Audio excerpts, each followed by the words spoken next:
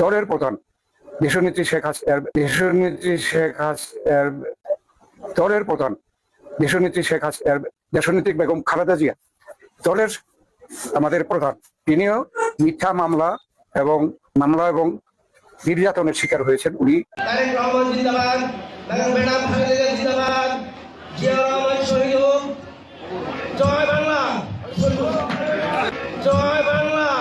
সেই শহীদ প্রেসিডেন্ট জিয়াউর রহমানের অর্ধাঙ্গিনী জননেত্রী শেখ হাসিনাকে শ্রদ্ধা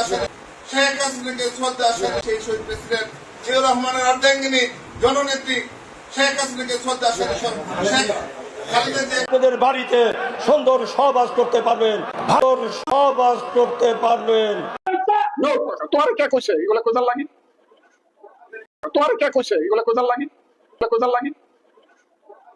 হারুনের কাছ থেকে 3 কোটি টাকা কে হারুন? কোথায় হারুন?